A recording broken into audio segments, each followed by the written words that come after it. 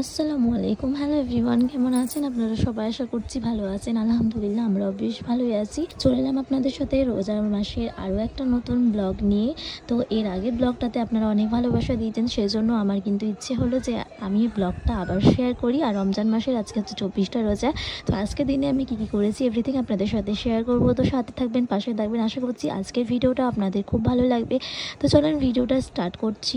সকালবেলায় সব কাজকর্ম গুছিয়ে দেখেন আমি এখন কিন্তু কোরআন শরীফ তেলাওয়াত করছি। কারা কারা ইরাদা করেছেন যে কোরআন শরীফ খতম দিবেন এই রোজা রমজান মাসে, তারা একবার কমেন্ট সেকশানে জানিয়ে দিন। আমার সত্যি বলতে গেলে কোরআন শরীফ যদি একবার পড়তে লাগি তো আমার একটা এমনই চার অভ্যেস হয়ে যায় যেটা আমি খতম না করলে পারে আমার ভালোই লাগে না। তো আলহামদুলিল্লাহ আমার কিন্তু কোরআন শরীফটা খতম হয়ে গেছে। তো আপনাদের কার কার হয়েছে আপনারা একটু কমেন্ট সেকশনে জানিয়ে দিন। আর আমি রিয়াদের জন্য দেখেন খিচুড়ি করে নিয়েছি, সেটা হচ্ছে গাজর মটরশুঁটি দিয়ে। তো ওকে খাওয়াতে বসে পড়েছি। দুপুরবেলা এখন 12টা বাজছে। তারপরে আমি একটু বেগুনির জন্য প্রিপারেশন করছিলাম। তারপরে দেখেন দুপুরবেলার দিকে জোহরের নামাজটাকে আদায় করে নিয়েছি, ভালোভাবে জায়নামাজটাকে গুছিয়ে নিয়ে তারপরে আমি জায়নামাজটাকে রেখে দিয়ে তারপরে চলে গেলাম হচ্ছে রান্না করতে। তো সেখানে গিয়ে দেখেন ঘুগনিটাকে আমি কিন্তু সেদ্ধ করে নিয়েছিলাম। তো সেটাই সেদ্ধ হয়ে গেছে, আপনাদেরকে সেটা দেখিয়ে দিলাম।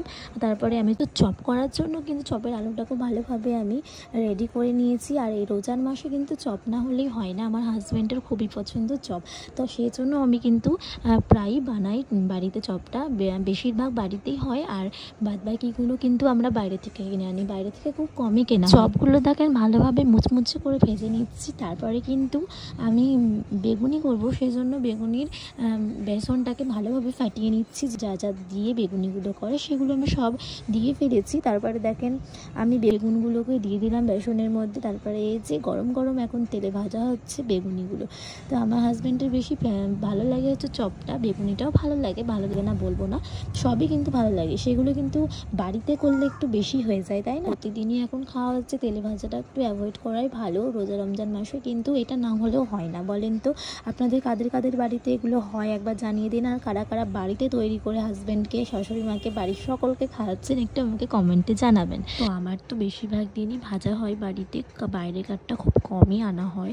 যেদিন হয়তো কোনো কারণবশত করতে পারি না সেদিনই কিন্তু বাইরে থেকে আনাতে বলি হাজব্যান্ডকে। এরপরে দেখেন সব কাজকর্ম গুছিয়ে রান্না করার অবস্থাটা যেরকম হয়ে থাকে সেগুলো কিন্তু একদমই ভালো লাগে না। তার রান্নাঘরটাকে খুব সুন্দর করে গুছিয়ে নিয়ে তারপরে দেখেন আমি ফল কেটে একদম সাজিয়ে নিয়েছি ইফতারের জন্য, সব কিছু রেডি করে নিয়েছি। তো এই যে আমাদের এখানে সব রকম ফলই রয়েছে আলহামদুলিল্লাহ, এখানে চপ বেগুনি সব রাখা আছে। তো এই যে এখন আমি হাজব্যান্ডকে বললাম যে মুড়ি শেষ হয়ে গেছে, তো সেজন্য মুড়ির প্যাকেট একটা নিয়ে চলে আসলো। আর এই মুড়িটা আমার ভালো লাগে না খেতে, আমার যাই হোক ওটা এখন ঢেলে নিচ্ছিলাম।